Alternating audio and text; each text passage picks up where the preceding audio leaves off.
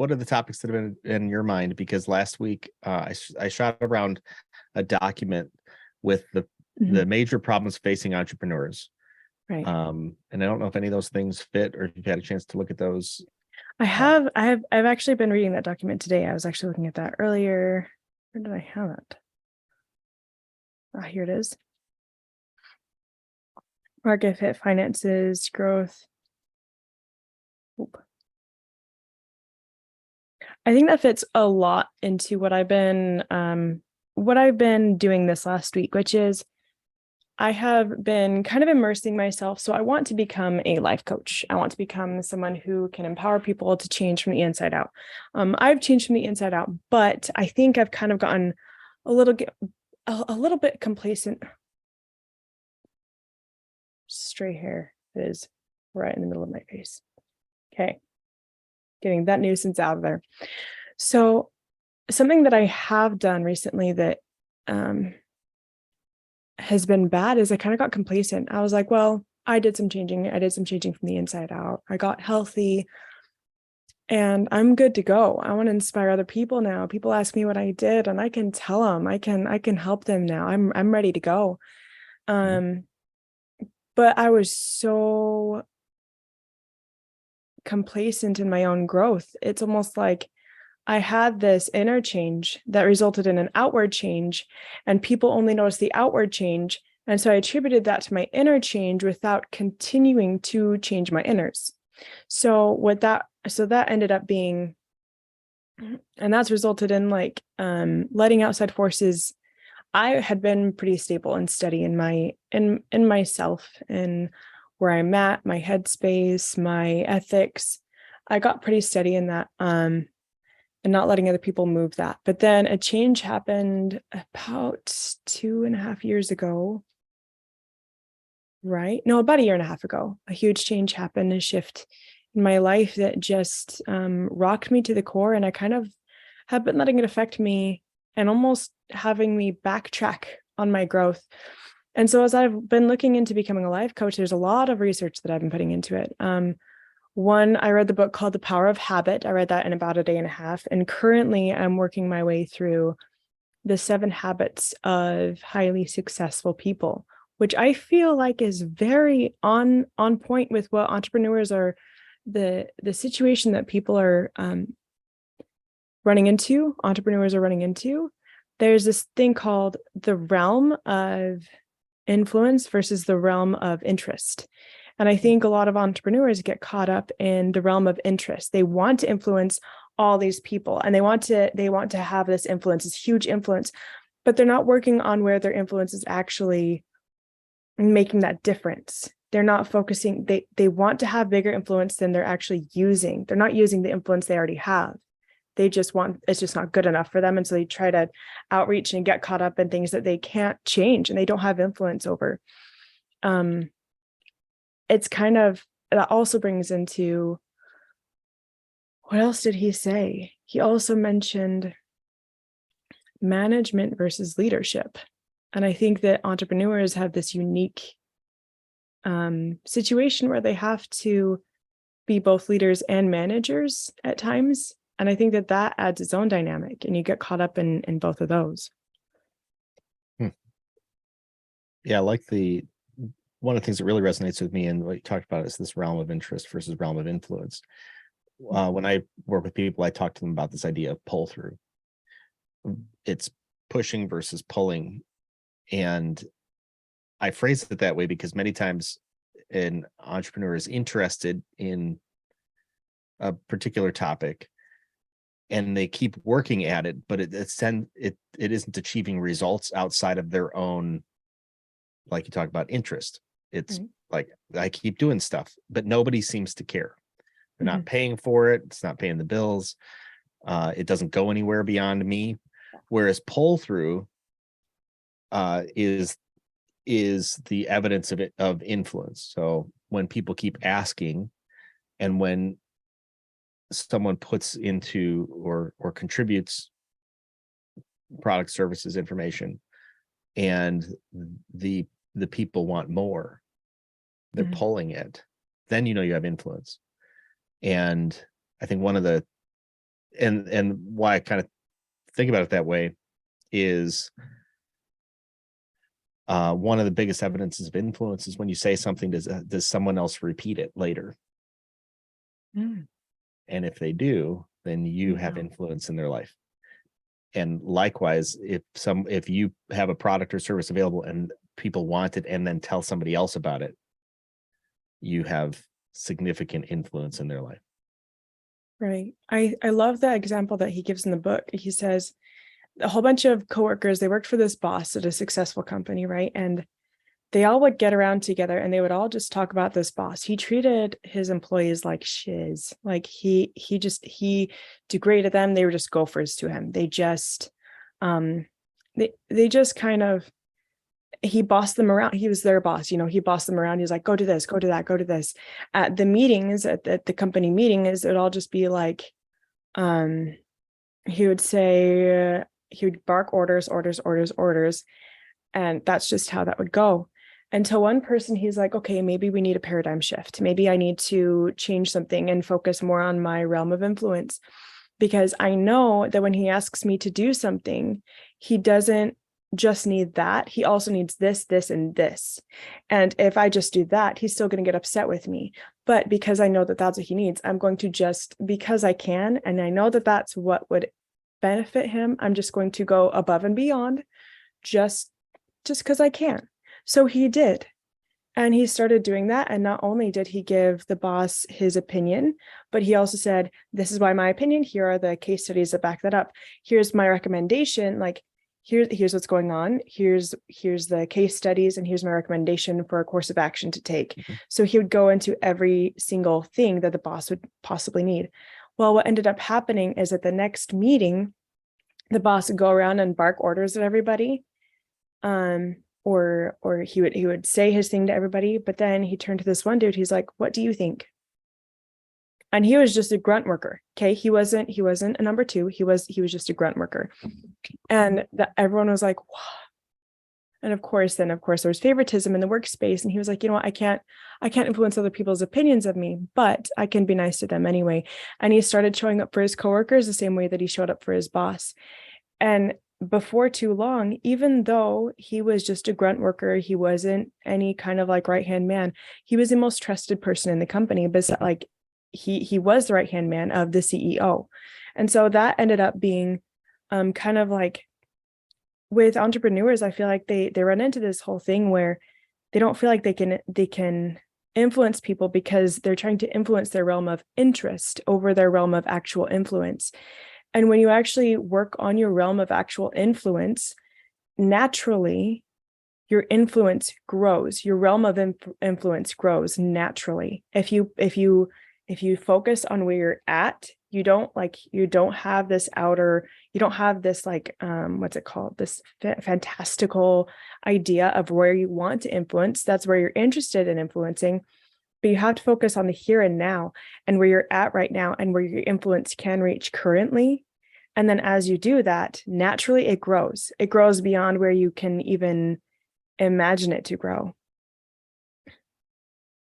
Yeah, it reminds me of how companies and people used to communicate and create. Communication prior to the internet was pretty slow. Mhm. If you wanted to find out what's going on in another part of the world or the country, you could watch the news or you could read the newspaper. The newspaper is always a day behind. The news is always behind. And when companies would grow, they would grow slowly because they were not able to broadcast their message to everyone at all times. They wouldn't make it, it was not able to be made available, certainly Mhm. not across country lines. And so you look at the oldest organizations that we know of in the United States. Let's say Ford. Ford's been around for over 100 years, Mm. and it was a very stable company It made good products. People loved them. And then as communication ability matured, a lot of other car manufacturers and truck manufacturers made a lot of noise. And now all of a sudden there's bunches of alternatives. And so whereas growth used to be, I get a product, it's really great. And I tell my neighbor and he sees it and it's really great for him. And it grows slowly, methodically, with some stability, not a lot of disruption. Mhm. Now it's like, oh, you want to create a car manufacturer? Well, what we're going to do is we're going to raise a lot of cash. So we have cash before we have a product. We then bring that thing to market real fast. And then we can communicate real fast. And so there's this constant disruption, and it's all about, and products and services are all about speed now. Mhm. And I think, like you talk about, circling us back on this idea of life coach. It's like Ford has 100 years of building products. They've made a lot of mistakes. They've got a lot of IP. They know what they're doing. And a person who has lived a lot of life and has a lot of experience, they have, like if you were to get life coaching from an 80-year-old, it's going to sound a lot different than, because it's got some stability to it, than somebody who's like, I just graduated school Mhm. and I'm just ready to take on the world. And I want to help as many people as possible. It's like, yeah, there's a lot of instability in that, So I think there's something about this slow, methodical growth of what you're talking about, influence, which is really kind of like, what's your superpower and how is it evident in the world? Right. What do people want more of? That's a slow growth thing versus we want everything now. We want our information now, and all of a sudden we're experts on something and we're just going to bring it to market, and we raise our cash before we have a product or a service available. And I think even now, somebody could present themselves online repeating all the stuff that they've heard, look like $1 million and become super popular, but there's no foundation underneath it. There's no Right. real stability and no firsthand knowledge. It's just Right. like repeating all the stuff that I heard from everybody else, but you don't even know, but wouldn't even know why. So like, why did they say that? Why is that important? You tend to know once you've lived a little bit of life. And I think that's where people can chase interest more now, so than they can chase interest more so now than they used to be able to. Right. And there's something to be said for fake it till you make it. Because sometimes that really does work. That really Yeah. can be a good business model. You kind of fake it till you make it. You like fake the success that you want and it will come to you. You act the size that you act the size of company that you want, and it will grow to that size because people will treat you as that size of company. Like there is something to be said for that. That really can happen. And that really does, it actually is pretty effective. The other thing that I wanted to mention is this thing about like managing versus leading, Leadershiping. leadershiping. This whole thing, leading versus managing, and I think he breaks it down really easily in this book. So, it's leading is knowing where you're going and focusing your decision making off of the bigger picture of where you're going. Managing is the pit stops along the way, the emergencies along the way, the nitty gritties, right? So he talks about like managers, like think of a company as a ladder against a wall. A leader will be at the top and you'll both be climbing, right? And the leader will get to the top, will be at the top, and it'll be like, wrong wall. And a manager will be like, whoa, whoa, whoa, whoa, whoa, whoa, whoa. We've already made so much progress on this ladder. We're sticking to this wall. A leader needs to make sure that the values that they're headed towards, that their area of influence is headed towards, the decisions they're making are all lined up with the end goal. They need to make sure that the managing is happening in the right direction, or you're not going to go anywhere. And so a lot of times entrepreneurs, they get so caught up in the grind, which is basically managing. They're managing their company and they forget to lead. They forget to look at the big picture. What is the end goal? What are the circumstances they want to create? What is the thing they want to build? What do they want that to look like?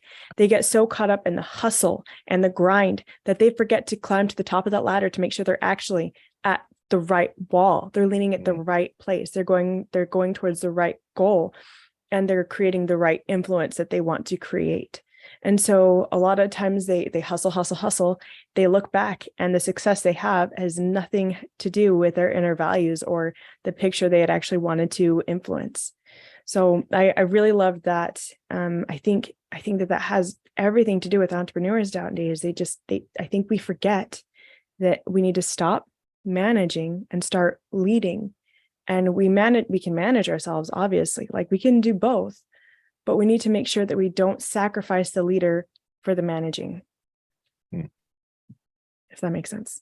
Yeah. Well, management without leadership is a person or an organization with no vision. We don't know where we're going. Right. We're just kind of, we will end up, it's like pond versus a river, right? A river is headed someplace and there are steps along the way and energy moving that direction. But a pond just sits there and stagnates on itself and eventually, is overtaken. But and I think that also speaks to this idea that, what's the quote where, it's a parable. It's not a parable. It's a proverb. That's the proverb, something like that. People without vision perish, or something like that. Can't remember. I should know what it is. But a leader's first need or first responsibility is to communicate the present reality, and then to cast a vision. John Maxwell would say a leader knows the way, goes the way, and shows the way. So I know where we're headed. I'm going to go there, and I'll show you too.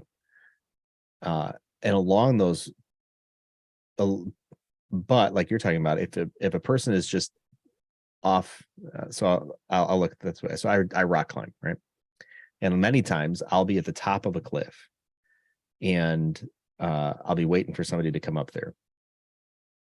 And a new climber will not know how to get up there. They're just kind of wandering, trying to figure it out. And it's more beneficial if that person sees the route first, so they know where to go and they know where they're supposed to end up. Both of those things are necessary. I know what footstep I'm going to make, where I'm going to put my hands, where I'm going to put my feet, and I also know where I'm supposed to end up. Those two things are super important. It's not enough to know where I'm supposed to end up. It's also not enough to just know where I'm supposed to put my feet. Where am I going? I don't know. So those two things, those two things are hand in hand. But back to this idea of influence, don't spend time on things that you're getting no results from. And influence is evidence of your results. Right. I love that. And I love that rock climbing analogy, because he literally talks about that in this book, in 7 Habits of Successful People. He specifically says that everything we do twice. We write everything twice. Now we can write it like, it can be from our childhood, things that other people write about us, or we can write our own future and then act it out. It's like writing up a blueprint for a house. You're not going to build a house without a blueprint. You have to think of every meticulous, tiny little detail. And if you don't, if you start going without a blueprint, you're going to be making some very, very expensive changes along the way that would have cost like 3, 4, or 5 times the amount that you would have spent otherwise. So he goes on to say that we carve our future, right? And I think similarly, as entrepreneurs, we need to have a plan. We need to have a plan of what we want our business to look like, right? We have our end goal, but we need to have it mapped out. We need to have it mapped out. We don't just have point A and point Z. We need to have B, C, D, E, F, the entire thing. Otherwise, we don't know where we're going. We don't know the next step we're working towards. We just know, so we need to have our end values being there, but we need to have it mapped out how we are going to live our lives, how we're going to plan our business, how we're going to shape our future according to those inner core values that we want for our company or ourselves or our family, whatever it is, what our core values are, but we need to map it out specifically. So when we're living it out, we actually have it's accurate and nothing is coming at us from left field. We have it ready to go because we've already planned ahead. We've planned for this catastrophe and that catastrophe, and we have our responses already made. And we have different roadblocks. Like you need to run scenarios in your brain and just kind of, that's kind of where meditation comes in. He talks about, what did he talk about? I don't think he uses the word meditation, but he talks about just visualizing, the importance of visualizing roadblocks and different things that could come at you and how you would react in that situation. So you're not reacting in that situation. You already have planned how you're going to act and how you're going to proactively shape the future and shape the next step, even with things coming in to break it up. Yeah. I think it's Ben Franklin's quote. It says, luck favors the prepared. Yes. And it's interesting that the folks who are unprepared and they look at somebody else's life and they're like, man, so lucky. It's like, no, it's been a series of good decisions along the way and preparing for inevitabilities or preparing education for future opportunities. There's always preparation involved for whatever seems to get pulled through in the future or seems to result in a reasonably good or solid future. And it's all preparation. And that's where I think back to the idea of allow things to mature slowly over time, build solidly rather than racing for the finish line. We are resources. So resources without some sort of stability and some sort of plan will be wasted. Always. It's the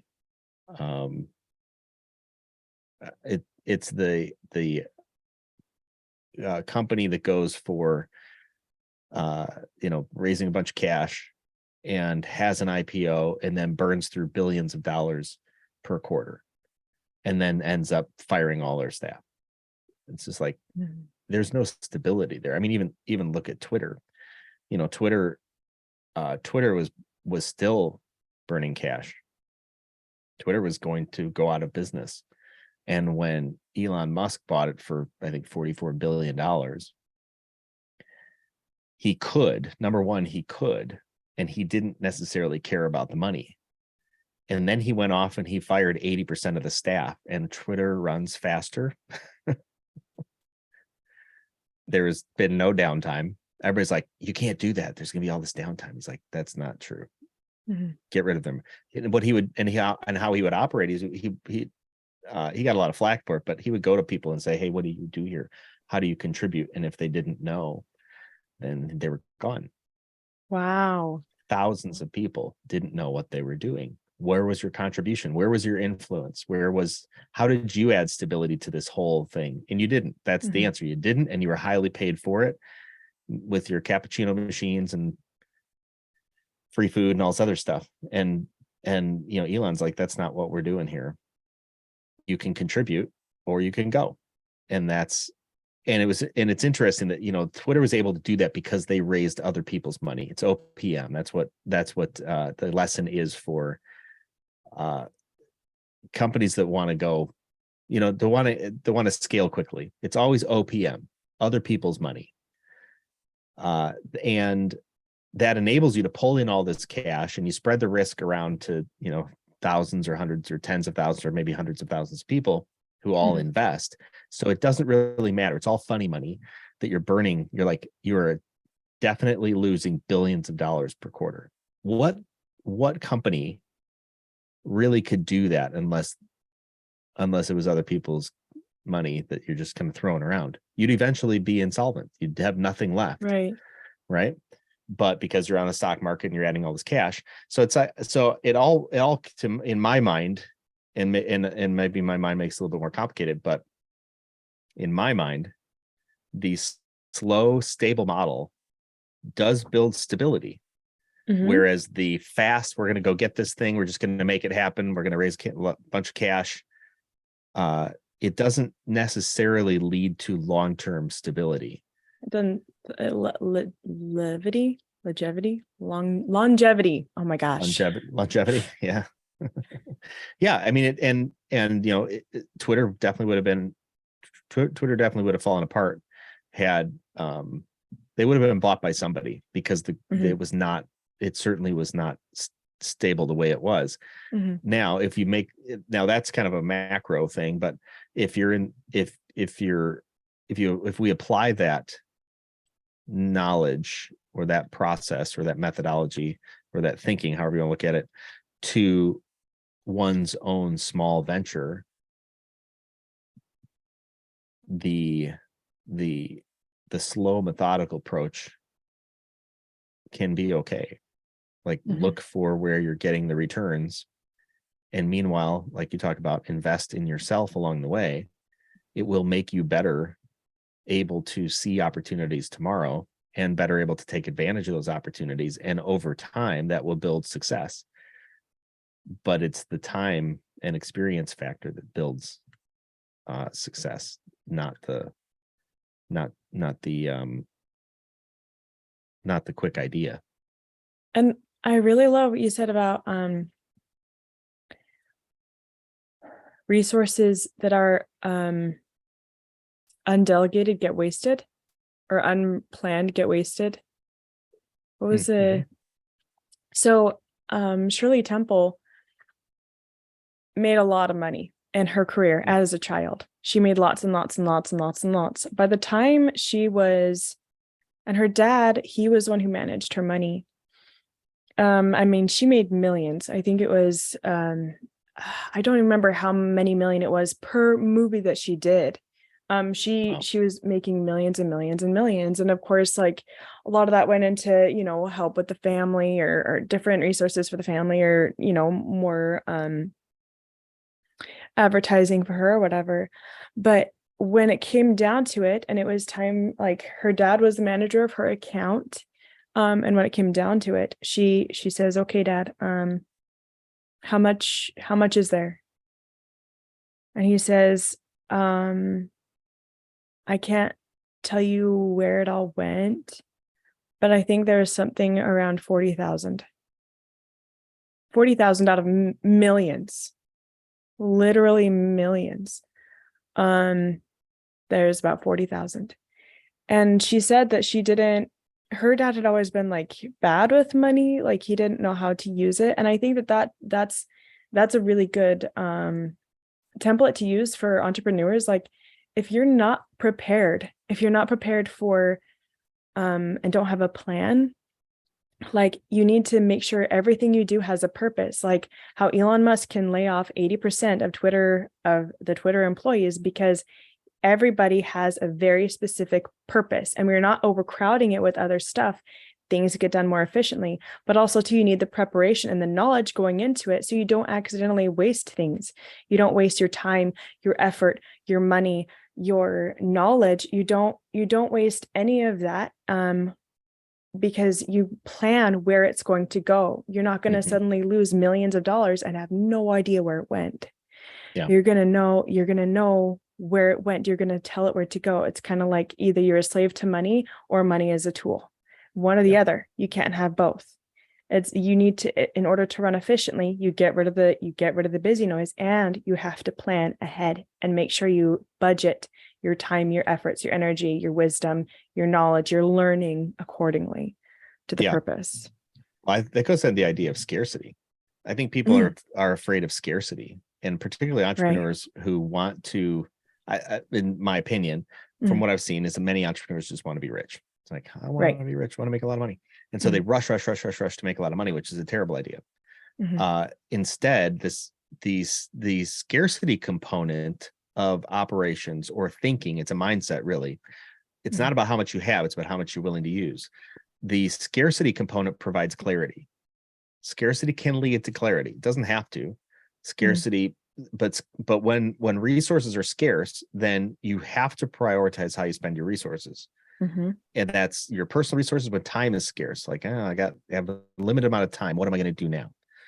If I have a limited amount of money, how am I going to spend that money? If I have a limited amount of money to invest in something, where should I invest that in my organization? And those roadblocks, I think there's a mantra in a lot of small business circles where we need to make doing business easier. I don't think that's true. I think that leads to problems in some cases. In fact, most cases, I think it leads to problems because people who are unwilling to go through the scarcity process will not make good business leaders. And they won't make the right decisions. They won't budget accordingly. They won't. And that's why a lot of entrepreneurs, a lot of successful entrepreneurs start late in age. They start in their 40s or after because they've lived a bit of life. They've burned through a lot of their resources. They've frittered away their time. And now it's just like, okay, like, what am I actually going to do? And how am I actually going to spend my time and my money? And they have no problem telling somebody no, because now it's like, wait a second, I've sensed this shift in me. I'm 45, maybe 46 this year. I know I have limited time and I no longer care about your opinions. So if I don't want to do it, if I don't think it's a good idea, I'm just going to say no. Or like salespeople who end up in my inbox. It's so funny because LinkedIn, people are always taught to like do this slow burn or something like that. Mm-hmm. Like, it's kind of like, hey, how are you today? It's like, first of all, I don't know you. Last thing I'm going to tell you is how my day is going. I don't even know how my day is going. I'm doing something. And then I hope you don't mind me asking.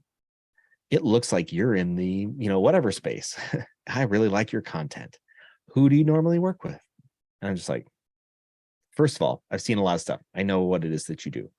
And so I always say, hey, happy to be connected. What is it you do? How do you do it better than somebody else? How am I going to benefit? And they're like, oh. And all of a sudden, boom, they'll send me this little paragraph, and it saves everybody much time. It's like, don't stop slow burning me. I don't care. Yeah. That is a serious waste of your time and my time. If I want to buy, I'm not stupid. I know what you're selling. I'll read your stuff. And if it's worth it to me to go further, I'll go further. And if it's not, I have no problem. I'm no longer care that I may have offended you. If you're offended by me prioritizing my time, yeah. If you're offended by me prioritizing my time, you know what you don't do. You don't value your time. Got that? That's true. Because if you valued your own time, you would understand that this isn't offensive. I'm just valuing my time, and that's a resource I'm never going to get back. I cannot earn more time. I can always earn more money. Cannot earn more time. I could get more friends. Can't get more time. Right.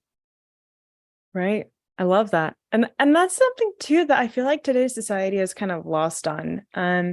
There's this grind, but we grind in politeness. And I think that there's this sluggishness that comes with politeness, and people mistake politeness for indirectness or tiptoeing. And I think that there's something that's, I don't know if you've heard of the guest culture versus ask culture. There's this concept of one culture is raised directly asking for what they want or need. And so they learn to ask for what they want or need. Another one is they're taught that it's rude to directly ask for what they want or need. And so they never ask for something unless they've read the circumstances and they're almost 99 or 100% sure that the answer is going to be yes. They're terrified of the answer of no, which collides because somebody who is ask culture, if they ask a question, they're ready to hear yes or no. They're willing and ready to hear yes or no, no matter what it is. Even if it's something they wanted a lot, they're ready to hear yes or no. However, in the guest culture, if they're being asked of something by by an ask culture person, what's going to happen is the guest culture person will then feel obligated to give that person what they asked for, because when they ask a question, they know that the answer is already supposed to be yes. And so they feel like they're supposed to say yes to the person with the ask culture. But then on the flip side, somebody who asks a question in guest culture or who wants something in a guest culture, if, for instance, they want to go to the beach, they're like, oh, it's a sunny day today. What should we do today? And the person they're talking to is ask culture. And they're like, let's go for a drive today. The guest culture person will then be, oh, I don't know if I want to be inside somewhere. I don't know. I kind of want to, I don't know. I feel like a refreshing day outside might sound good. Then the ask culture, oh, well, why don't we go out in the yard and do some yard work? I'm feeling like I want to do something with water, something that's like refreshing. They're not going to directly ask for it. They're going to beat around the bush until they know the answer is yes. And then the person will be like, oh, what if we did something like go to the beach? Oh, you know what? That's a good idea. That's a good idea. And they're gonna be beating around the bush. Yeah. Or they might even just say it, they might not even ask for it directly. Oh, a beach might be fun, or the beach might be fun. They're not going to ask directly. But the ask culture person who didn't feel a direct saying, I would like to go to the beach today, they didn't hear that from them, so they didn't prioritize it. They're like, oh, let's go for a drive today. So they go for the drive today, but then the guest culture person is going to feel like their voice wasn't heard and they weren't prioritized because they didn't directly ask. But today's society, it's such a politically correct situation where people were kind of being raised into this guest culture scenario where we beat around the bush. We're like, oh, we don't want to offend anybody by asking too directly, and we want it to be the other person's idea so we don't accidentally chase them away. And so what then becomes is it's just a whole bunch of wasted time trying to guess what people want, guess what's not going to be offensive to somebody if you say it. And it's so confusing all the time. And we need to bring back, it's not impolite to directly ask for what you want. What is impolite is to ask a question and get upset when the person has exercised their right to answer yes or no and says no. If you throw a fit, that is impolite. If you're not ready for whatever answer comes your way, that is impolite. People have mislabeled the impoliteness to be how you ask and not how you respond to the question or to the answer that you're given. Yeah, I think you're totally spot on that. There certainly is a culture of not being direct in asking for what you need. I think that's very true. And I think also there's a culture of consumerism that's part of that. I think it extends from consumerism, that someone else is supposed to meet my needs, and instead of me meeting my needs. Because if we live as though I meet my needs, then I must be assertive about that. Because if my needs aren't being met, that's on me. And so I need to go off and do that. And that also has, I think, tying all this stuff together, because we talked about a lot of things, and making it relevant for entrepreneurs or tying it into entrepreneurship, right? It's difficult to start a business. It's not difficult to have an idea. Right. So I should qualify that. It's not difficult to start a business. It's difficult to get a business going. So you can have an idea, you can do all the paperwork and whatnot to start a business. You can get a name, you can get a logo, you can get a website. But to grow that business is trouble. And it's supposed to be trouble. It's supposed to be difficult, because the things that we need to work out are, who am I in this business? Can I assertively, because I think there's a lot of growth, can I assertively go off and say, here's who I am, here's, will you do business with me? Or here's what we don't do. That's a process of being assertive. It's not a people-pleasing process. And figuring out what to do next keeps us reliant on other people, which is also a pretty big growth path. Now I need to go off and find the right people. I need to accept the right people or accept the right help. And I need to be able to learn how to figure out what should or shouldn't be done. What information should I act on? Should I not act on? I think the process itself of being an entrepreneur is a process of personal growth. And I think when we Right. don't go through that process, I think we sacrifice the growth of our businesses. Like I talked to a guy yesterday. He's he'll be a client of mine here shortly. And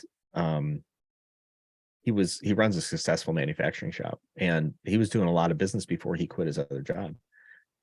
And then he ended up buying that. He ended up buying the company, and it was a family-owned business. He kind of broke away from the family-owned business, opened up another business, absorbed them.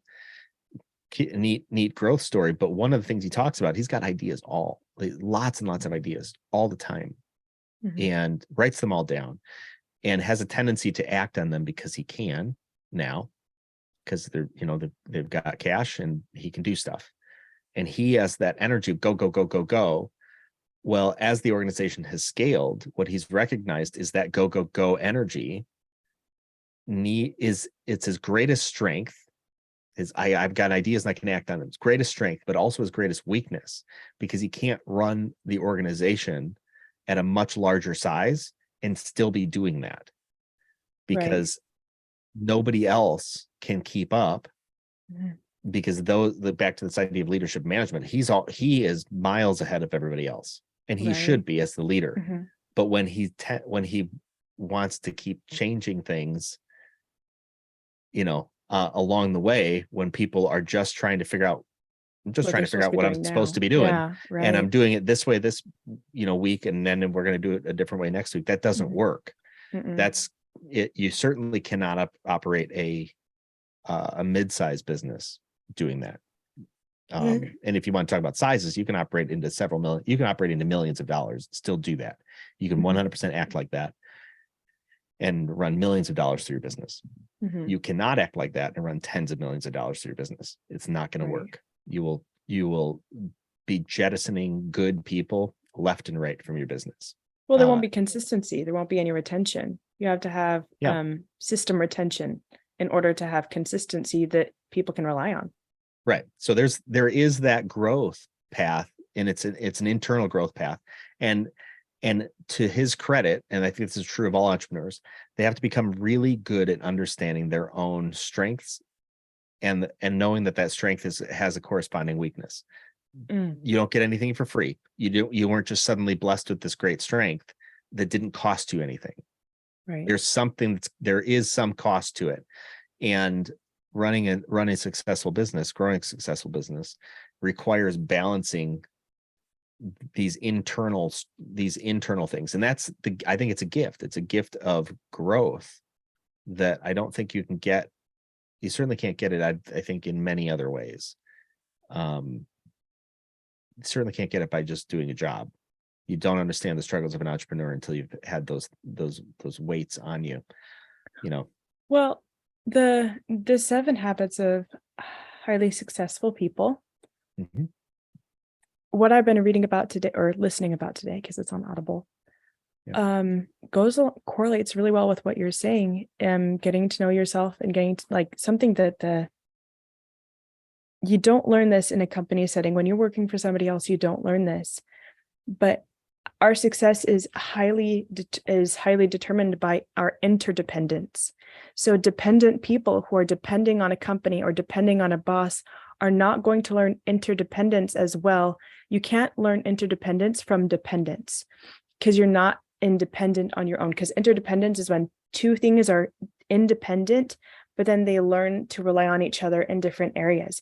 But if you're dependent, then no one's going to learn to depend on you, because you can't provide anything. But entrepreneurs, they have this specific, unique ability, because we've learned how to be independent. We've learned how to take care of things without asking questions. Well, we do ask questions, but we have to figure things out for ourselves. We have to kick in order to keep our head above water. We have this learning, like you said, learning our strengths, and the correlating weaknesses makes it so we are independent, which then makes it, as we start our business, as we grow our business, growing our business depends on us being independent and going from independent to interdependent. And that is where that growth will happen, is when people become interdependent, they can't be independent and going at their own pace. They have to become interdependent and realize that they're also needing other people to keep up. So they have to slow their pace down so they can be better leaders. Yes, absolutely. I love that idea of independence versus interdependence. That is the path of most entrepreneurs, because entrepreneurs want to blaze a trail. Right. It's one of their core characteristics. I just want to blaze a trail. I know it's been done before. I can do it better.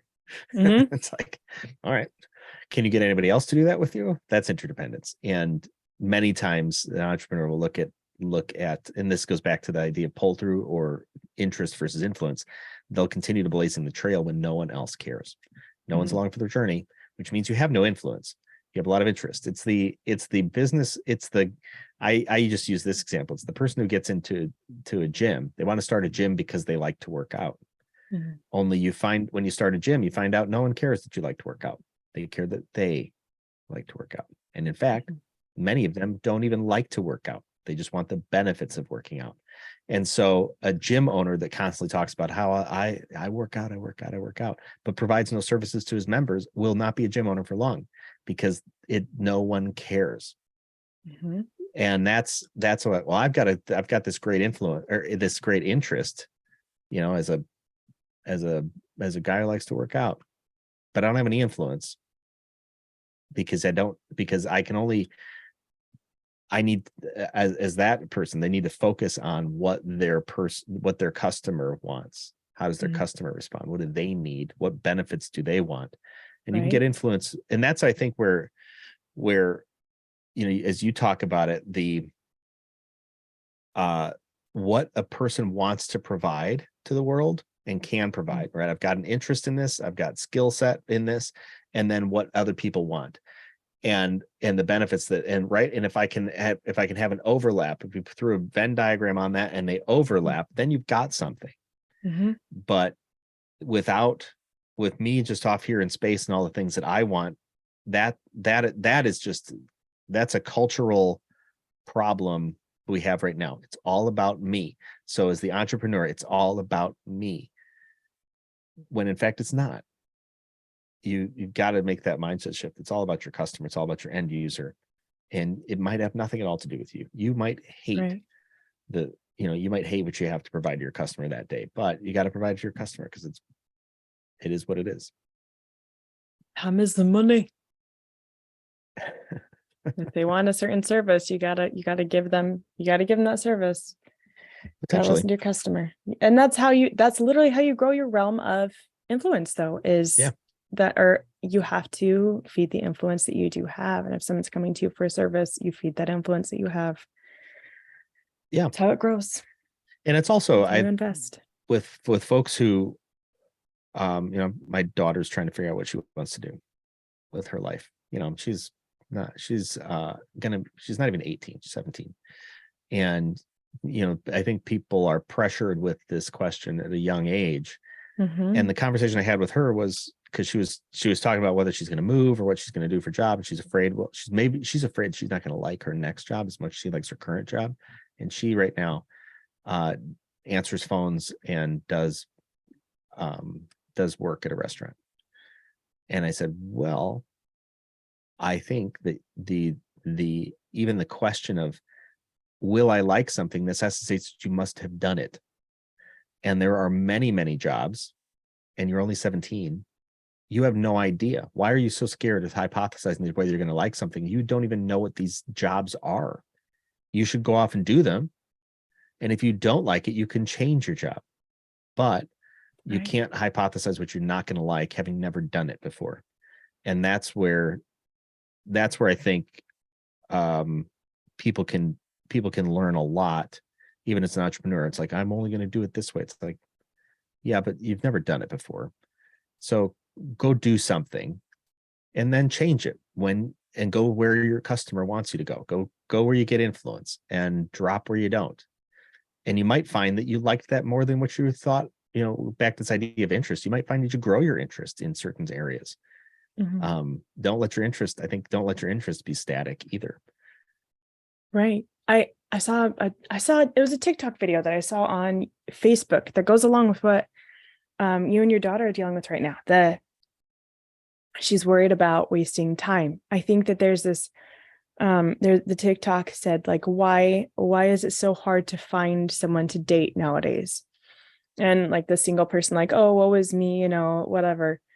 And it's like, it's so easy now because we have all these apps and you can swipe, and people don't want to get into a serious relationship because they're like, well, what if I get into this relationship and I get several years down the line and then it ends up not working out? Then I will have invested all this time. So the fear then becomes, the fear of wasted time causes people to waste time on fearing potentially wasted time, which is mind-blowing. It's like, you won't know if you'll like that job unless you try it out. You won't know if it's not for you unless you try it out. You can't knock it till you've tried it. You can't sit here and waste time fretting about potentially wasted time where you could have actually been learning.